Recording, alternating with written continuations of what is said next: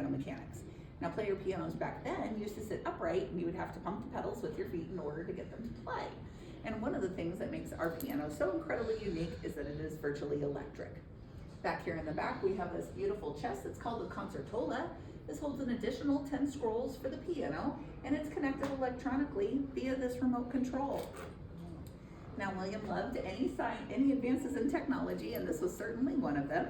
He could take this remote anywhere here into the living room. He could play a song, he could re-roll the scroll, or he could program all 10 songs and have them play continuously without him having to touch another button. So it's very advanced for the time period. I like to think of this as the iPod Shuffle of the 1920s. 1920s. When did he have that made? 1929. So, With those features? Yes. I'm sorry? Did he bring it with him to here? No. The mansion started construction in April of 1930. So William had to have Steinway and Aeolian come together to create this piano for him, and the two were fierce competitors at the time. They both initially turned him down on the project and said, "Oh, thanks." William wasn't satisfied with that answer, so he sent them back a blank check and asked them to reconsider. Needless to say, they did, and for the tune of $10,000, they created this one-of-a-kind musical instrument for him. There were actually only 2 of these pianos that were ever created. The other one sits inside of the Smithsonian storage, and it does not play. William also commissioned several popular artists at the time to create scrolls specifically for this piano, including George Gershwin. But the scroll that we have in today particularly highlights the capabilities of the piano. So I'll be playing a portion of Fantasy Impromptu by Chopin for you. Yay.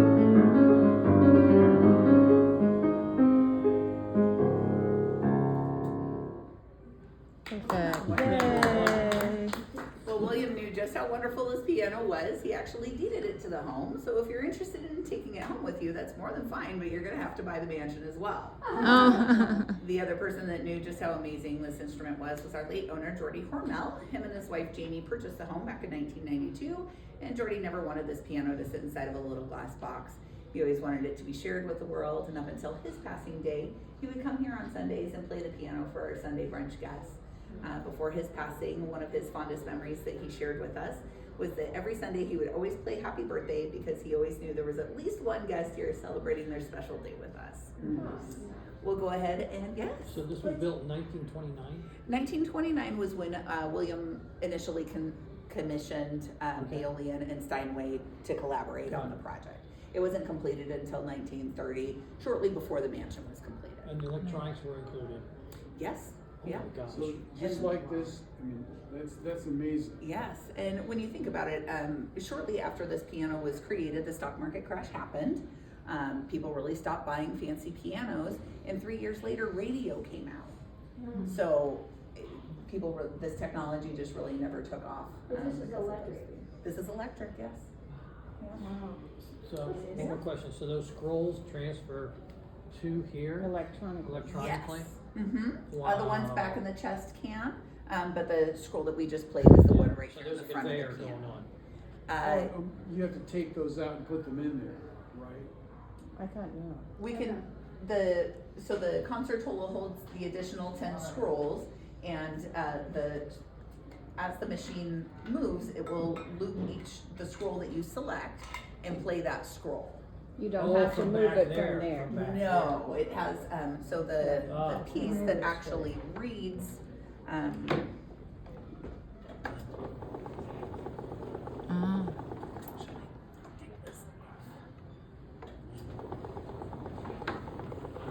Wow.